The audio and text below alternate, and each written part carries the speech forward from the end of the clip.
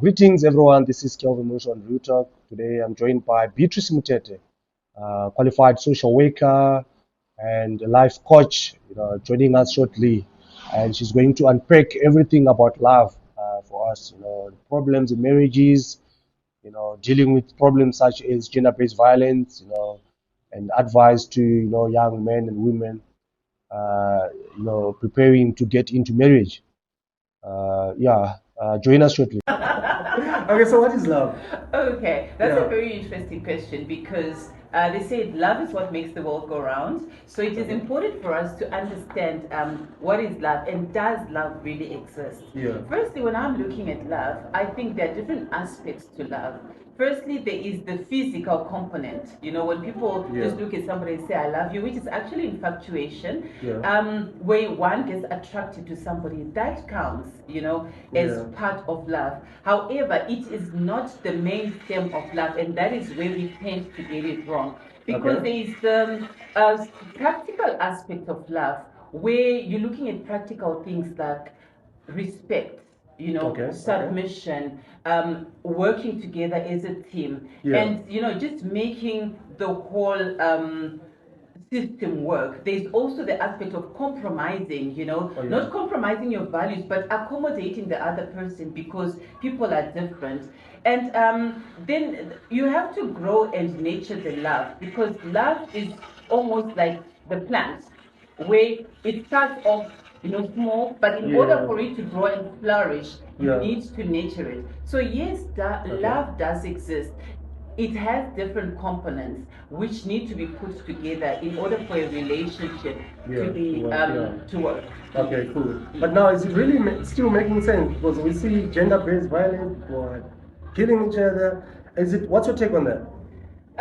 Gender-based violence, maybe if we look at it, it is caused by different aspects, Okay. So, as much as love does exist, there Yeah. are things that affect relationships that then lead to things like gender-based violence. Yeah, yeah. If we look at gender-based violence, it is when something is, when you do an act is done Right. based on gender, Yeah. to the maybe opposite sex, that inflicts pain, that inflicts hurt, that inflicts discomfort. It could be emotional, it could be practical, it could be economic, it could be physical, where people get physical with each other. Okay. So we will not say because there is gender-based violence, Yeah. love does not exist.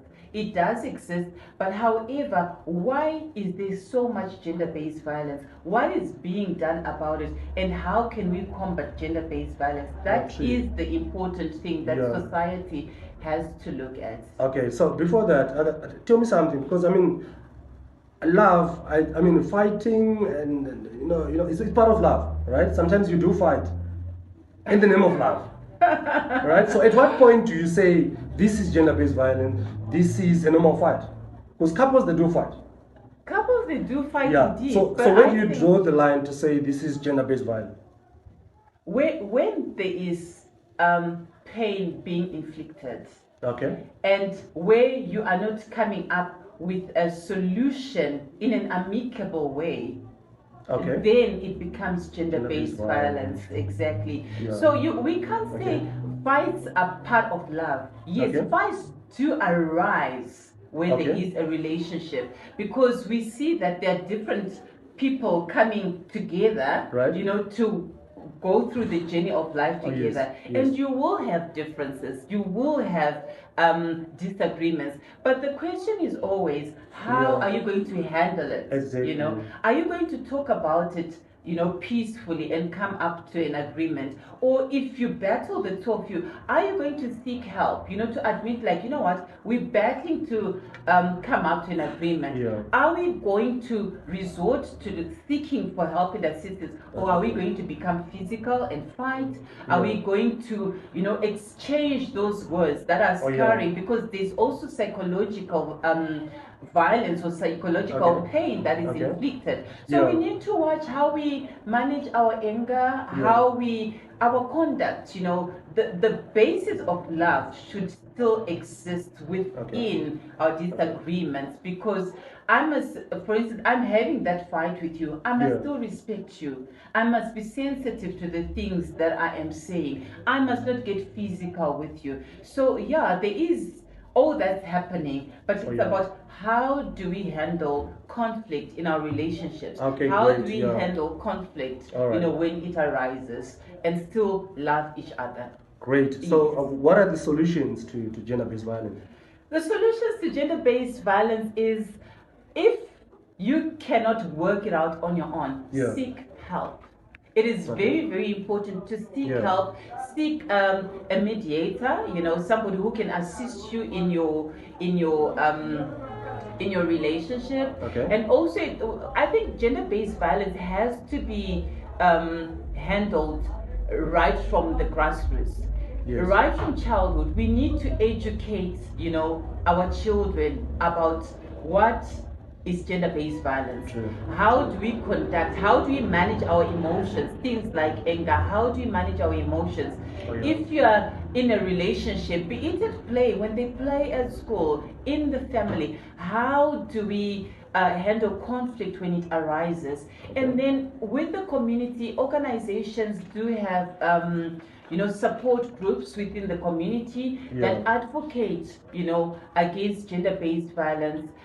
We have institutions that also give a safe place to somebody who wants to seek shelter and understanding. And just working the whole system, starts from the low level all the way up to the top, where we do have the government doing something about gender-based violence, having stiffer sentences for people who violate, the other gender. And we're looking at either way, both women and men are having it.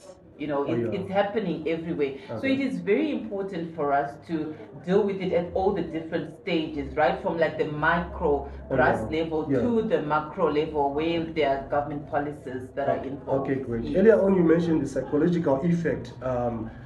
Through gender, as a result of gender-based violence. What a sort of its psychological solution to that?